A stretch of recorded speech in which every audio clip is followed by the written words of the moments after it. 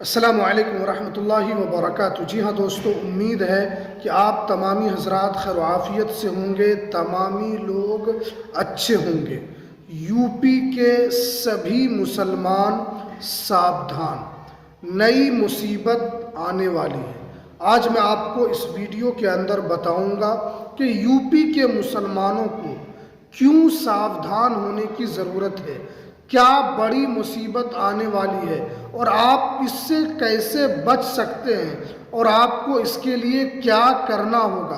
तो पूरी डिटेल जानकारी आज आपको इस वीडियो के अंदर हम बताएंगे, तो इसलिए इस वीडियो को आप पूरा ज़रूर देखें।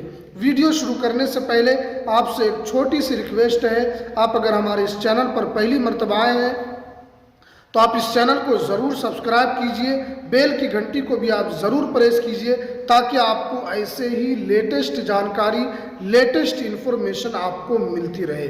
तो चलिए हम वीडियो को शुरू करते हैं।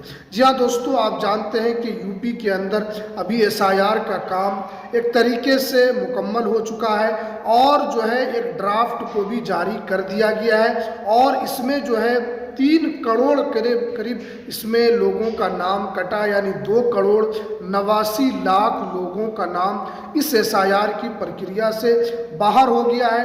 तो ये एक बहुत बड़ा आंकड़ा है। अगर आपका भी नाम कटा है तो फ़ौरन आप अपने बीएलओ के पास जाएं और उनसे जाकर पूछें कि आपका नाम क्यों नहीं आया। अगर वो कोई डॉक्यूमेंट्स के बारे में बताते हैं तो फ़ौरन आपको डॉक्यूमेंट्स बनाकर अपने बीएलओ को जाकर देना है ताकि जो अगले महीना जो ड्राफ्ट आए उसके अंदर आपका नाम आ सके। क्योंकि अगर आप इसके अंदर लापरवाही करेंगे तो ये आपके लिए एक काफ़ी मुश्किल हो सकता है। तो इसलिए आपको इन सब चीज़ों से आपको सावधान होना है। अब जो दूसरी अपडेट जो निकल कर आ रही है तो वो ये है कि आप जानते हैं कि अभी यूपी के अंदर एक मामला आया है जन्म प्रमाण पत्र को लेकर।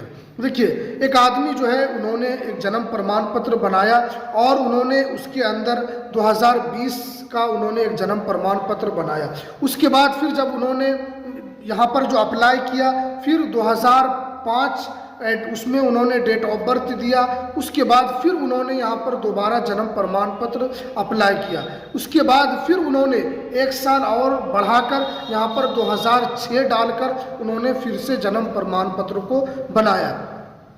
तो इसका मामला जो है वो इलाहाबाद हाई कोर्ट तक पहुंच गया और उसके बाद जो है वहाँ पर एक तरीके से फर्जी सर्टिफिकेट जो उन्होंने बनाया था उसकी एक तरीके से पोल खुल गई।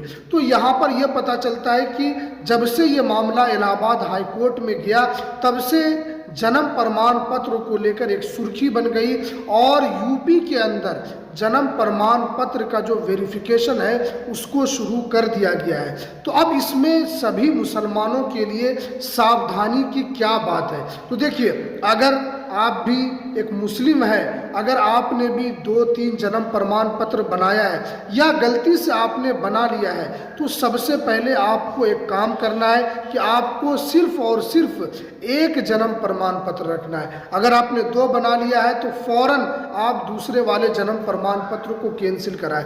अगर आपने तीसरा भी जन्म प्रमाण पत्र बना लिया है तो तीसरे को भी आप कैंसिल करें, क्योंकि किसी भी व्यक्ति का एक ही जन्म प्रमाण पत्र हो सकता है, 2, 3, 4, 5 नहीं हो सकता है। तो एक तरीके से वहाँ पर जो यूपी सरकार जो है वो एक तरीके से अब जांच में जुट चुकी है। तो इसलिए आपको सावधान हो जाना है। आप कोई ऐसी चीज़ ना करें जिसकी वजह से आप आगे चलकर पकड़े चले जाएं।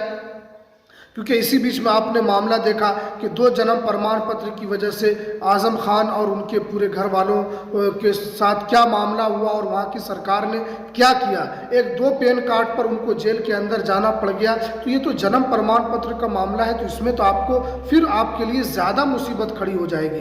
तो इसलिए आपको सावधान हो जाना है। अगर आप यूपी से आते हैं तो ये एक तरीके के लिए आपकी वार्निंग है कि आप 2 जन्म प्रमाण पत्र आपने बनाया है तो आपको सभी जन्म प्रमाण पत्र को कैंसिल कराना है। सिर्फ और सिर्फ एक जन्म प्रमाण पत्र आपको रख लेना है। उसके अलावा जो यहाँ पर अपडेट निकल कर आ रही है कि हमने पहले भी बताया था कि आप क्या करें कि अपने डॉक्यूमेंट्स को बना लें, अपने डॉक्यूमेंट्स को तैयार करने की ज़रूरत है। अभी आप जानते हैं कि यूपी के अंदर जो झुग्गी झोपड़ियों में जो लोग रह रहे हैं उनकी एक तरीके से वेरिफिकेशन हो रही है, उनकी एक तरीके से जांच हो रही है, उनसे दस्तावेज दिखाने के लिए कहा जा रहा है। बहुत सारे लोगों का मैसेज आता है कि अभी तो झुग्गी झोपड़ी के अंदर जो लोग हैं उन्हीं का सिर्फ वेरिफिकेशन हो रहा है। तो आप याद रखिए कि अभी तो सिर्फ और सिर्फ झुग्गी झोपड़ी में जो रहते हैं उन्हीं का जांच हो रहा है, आगे चलकर आपकी भी जांच होगी। आप ये गलतफहमी में बिल्कुल न रहें कि ये तो बाहर के जो झोपड़ी में रह रहे हैं इनकी जांच हो जाएगी उसके बाद कुछ नहीं होगा, क्योंकि यूपी के अंदर किनकी सरकार है आपको पता है। तो इसलिए आपको क्या करना है कि अपने डॉक्यूमेंट्स को यहाँ पर बनाकर पहले से रख लेना है, क्योंकि यूपी के अंदर डिटेंशन कैंप भी बनाया जा रहा है और जो पश्चिमी यूपी में ये लगभग तैयार भी अब हो चुका है, क्योंकि वहाँ के जो चीफ मिनिस्टर उन्होंने साफ कर दिया है कि यूपी के अंदर रोहिंग्या बांग्लादेशी घुसपैठी के लिए कोई जगह नहीं है, इस प्रदेश के अंदर कोई जगह नहीं है, क्योंकि आपको डायरेक्टली कोई रोहिंग्या या बांग्लादेशी या घुसपैठी नहीं कहेगा, बल्कि आपसे डॉक्यूमेंट्स पहले मांगा जाएगा। जब आप डॉक्यूमेंट्स नहीं दिखाएंगे तब आपको घोषित किया जाएगा। तो इसलिए सबसे पहले आपको अपने डॉक्यूमेंट्स को बनाना है, क्योंकि मैं हर वीडियो के अंदर यही बात आपसे कहता हूं कि आगे आने वाला जो दिन है वो आज के दिन से कहीं ज़्यादा खतरनाक होगा। आप समझें या ना समझें, क्योंकि ऐसे हालात के अंदर आपका सिर्फ और सिर्फ दस्तावेज आपको काम देगा, आपका जो प्रूफ है वही काम देगा, आपकी ज़ुबानी जो दावा है वो बिल्कुल आपका काम नहीं देने वाला है। तो इसलिए आपको अवेयर रहना है, आपको सावधान रहना है, और जो हमने आपको पूरी जानकारी दी है कि किस किस तरीके से मामलात हो रहे हैं, आपको इनसे आपको सावधान हो जाना है।